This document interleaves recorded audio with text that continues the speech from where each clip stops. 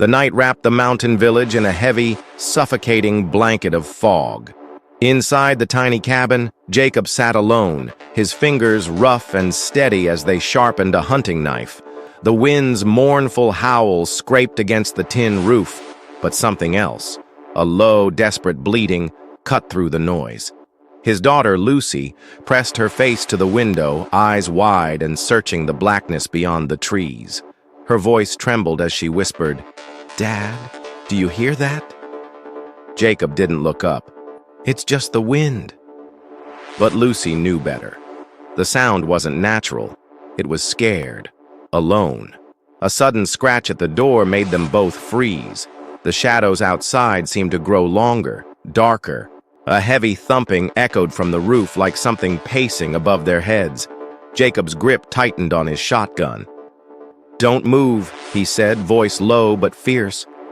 Outside, the cold fog clung to Jacob's skin as he stepped into the trees. The goat, his daughter's chosen companion, was somewhere nearby, trapped and afraid.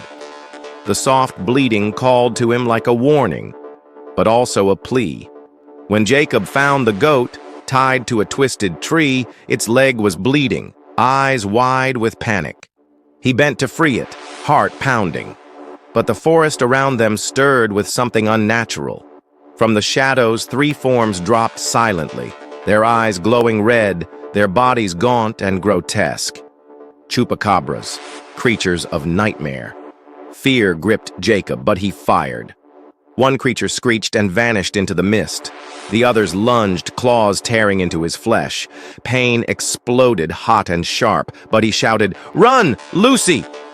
Together, they fled through the dark woods, the goat between them, its bleating growing frantic. Behind them, the creature's snarls and heavy footsteps pressed closer. Back in the cabin, the door slammed shut. But safety was a lie. The goat's eyes glowed unnaturally in the lantern's flickering light. Its bleating twisted into a shriek, not like an animal, but something far more terrifying. Its mouth opened wide, far wider than any goat's should, revealing rows of sharp, gleaming teeth.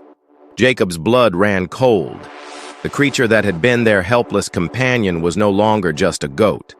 In that moment, the line between hunter and hunted vanished. The cabin fell silent. Outside, the chilling bleating continued, echoing through the trees, a sound that promised the terror had only just begun. "How's that vibe? Want it spookier, darker, or more emotional?"